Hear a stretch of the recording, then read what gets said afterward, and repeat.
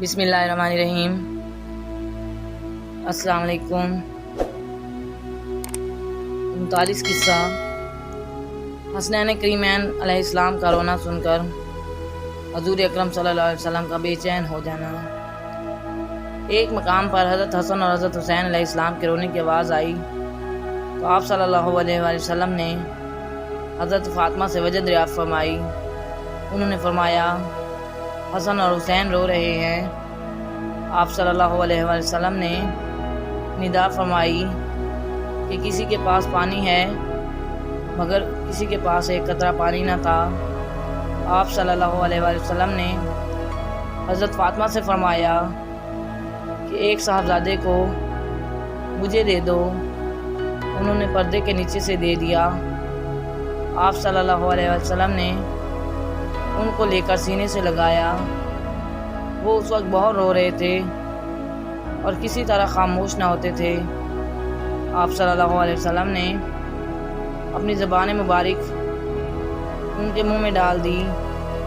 وہ چوسنے لگے یہاں تک کہ ان کو تسکین ہو گئی۔ اس کے بعد وہ نہیں روئے، لیکن دوسرے صاحبزادے بدستور رو رہے تھے۔ آپ صلی اللہ علیہ وسلم نے فرمایا اس کو بھی مجھے دے دو۔ انہوں نے دے دیا تو آپ صلی اللہ علیہ وسلم نے ان کے منہ میں بھی اپنی زبان مبارک ڈال دی۔ وہ چوسنے لگے اور تسکین پا کر خاموش ہو گئے۔ اس کے بعد ان دونوں کے رونے کی آواز نہیں سنی گئی۔ اگلا قصہ حسین علیہ السلام پر اپنے بیٹے کو قربان کرنا۔ حضور نبی کریم صلی اللہ علیہ وسلم حضرت امام حسین علیہ السلام سے بے انتہا محبت فرمایا کرتے تھے۔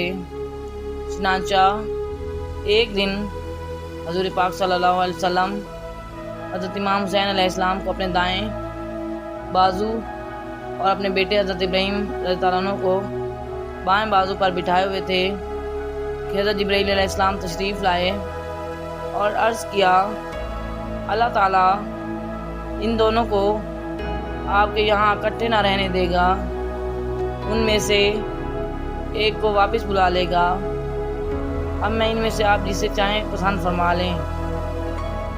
حضور پاک صلی اللہ علیہ وسلم نے فرمایا اگر حسین علیہ السلام وفات پا جائیں تو ان کے غم میں حضرت فاطمہ رضی اللہ عنہ اور حضرت علی رضی اللہ عنہ اور مجھے تکلیف ہوگی، اور اگر ابراہیم علیہ السلام وفات پا جائیں تو زیادہ علم میری ہی جان پر ٹوٹے گا، اس لیے مجھے اپنا ہی غم پسند ہے۔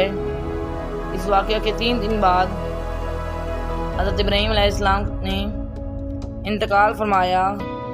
بعد ازاں جب بھی حضرت امام حسین علیہ السلام حضور پاک صلی اللہ علیہ وسلم کی خدمت میں آتے تو نبی کریم صلی اللہ علیہ وسلم ان کی پیشانی پر بوسہ دیتے اور خوش آمدید کہتے ہوئے فرماتے مرحبا اے حسین، میں نے تم پر اپنے بیٹے کو قربان کر دیا ہے۔ اگلا قصہ حضور اکرم کا بوسہ لینا۔ ایک صحابی رضی اللہ عنہ نے حضور پاک صلی اللہ علیہ وسلم کی دعوت کی۔ آپ صلی اللہ علیہ وسلم بما صحابہ کرام ان کے گھر تشریف لے جا رہے تھے کہ راستے میں امام عالی مقام بچوں سے کھیل رہے تھے۔ بچپن میں کھیل چونکہ ہر شے سے عزیز ہوتا ہے، نہ کھانے کی پرواہ نہ گھر جانے کی فکر۔ حضور پاک صلی اللہ علیہ وسلم نے حضرت امام حسین علیہ السلام کو پکڑ کر پیار کرنا چاہا تو حضرت امام حسین علیہ السلام نے دوڑ لگا دی۔ سرکار صلی اللہ علیہ وسلم بھی پیچھے دوڑے اور آپ علیہ السلام کو پکڑ لیا۔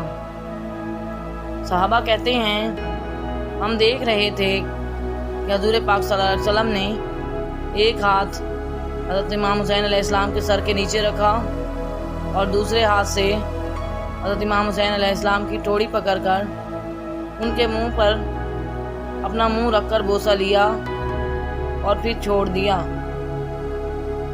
اگلا قصہ نیزہ پر قرآن پاک کی تلاوت۔ حضرت زید بن ارقم سے مروی ہے کہ جب میدان کربلا میں حضرت سیدنا امام حسین علیہ السلام کو شہید کیا گیا تھا اور سر مبارک کو تن سے جدا کیا گیا اور سر مبارک کو کوفہ کی گلیوں میں لے کر پھرایا گیا، تو میں نے دیکھا کہ آپ علیہ السلام کے ہونٹ مبارک ہل رہے ہیں اور آپ علیہ السلام قرآن مجید کی تلاوت فرما رہے ہیں۔ اسی طرح ایک اور روایت کے مطابق جب آپ علیہ السلام کے سر مبارک کو ابن زیاد کے پاس لے کر جایا گیا تو اس وقت آپ علیہ السلام کے ہونٹ مبارک ہل رہے تھے اور زبان مبارک پر قرآن مجید کی تلاوت جاری تھی۔